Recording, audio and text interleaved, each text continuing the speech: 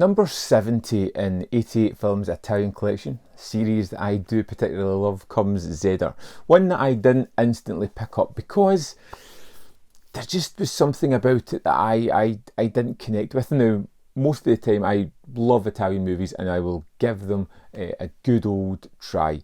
But there was something about Zeder that just, I don't know. Directed by Pupi Avati, this 98-minute zombie movie, otherwise known as Revenge of the Dead, is such a weird movie. And it's one that I'm not 100% confident or comfortable with giving my views after one watch. I've got a feeling that this is one that's going to need a second, a third watch, where it will really grow on me. Just now, I kind of appreciate some things, I kind of don't on other facets. The story here is all about a young journalist who ends up with a typewriter. He's looking to write his third book. He discovers the ribbon inside the typewriter and he can read what was previously typed up on it, which leads him to supernatural and a mystery that he is now going to investigate. And here, did you read this? The barriers of death shall at last be destroyed, thanks to our work, and my return to life will signal return of all. So it's got a mystery at the heart of it. And this is a mystery that constantly goes through the movie. But one of the things that I struggled with is that it doesn't give you a great deal of answers. You know, it gives you little bits here and there. Not enough to make you feel as if you've got a revelatory experience and that you're moving on to the next part of the mystery.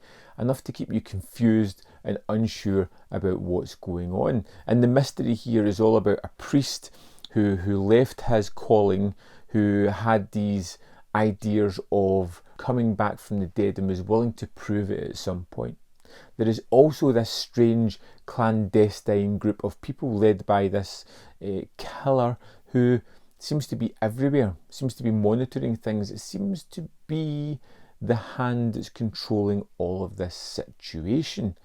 Yet the sensometers scattered around signal a presence, like somebody walking over the field. And it can't be small animals or insects because the sensometers are set to react only to a certain weight. And yet there is a definite sense of atmosphere in this one.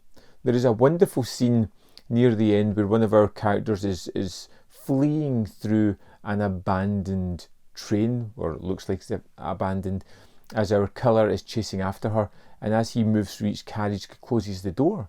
It's a wonderful image.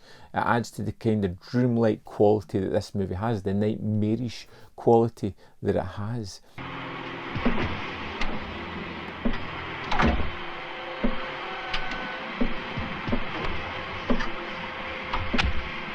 We have these various characters that pop up and then disappear, never to be seen again, like the dead priest's sister, who is there for a few moments and then vanishes.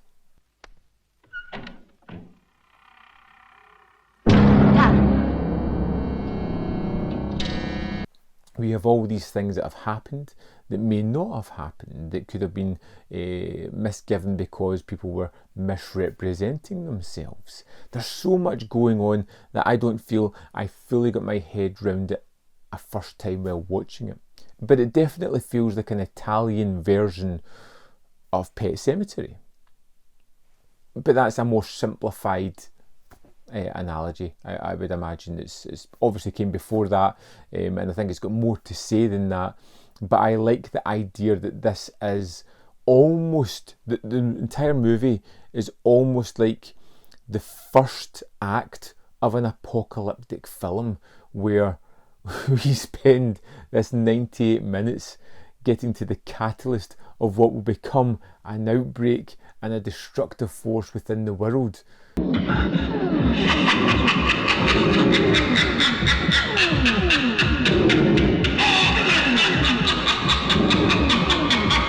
But you don't get that payoff. It feels rather misguided in the way that it's telling its tale, but I kind of like the fact that it's focusing on, like I said, what feels like the first act of a movie.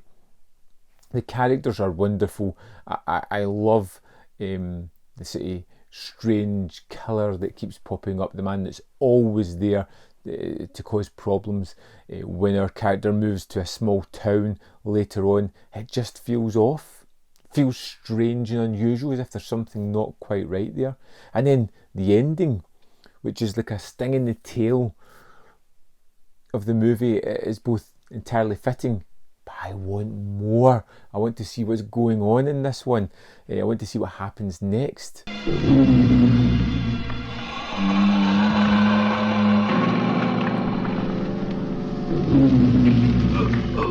It's a movie that I'd say liked on a first watch. I was somewhat confused. I was somewhat disinterested in certain moments. I liked parts. I didn't like other parts. I loved the sense of atmosphere, the gloominess of the film, the deliberate pacing, which is very languid and slow. It's not in a rush to get to its story to tell you what's happening. The unusual gore and carnage is great.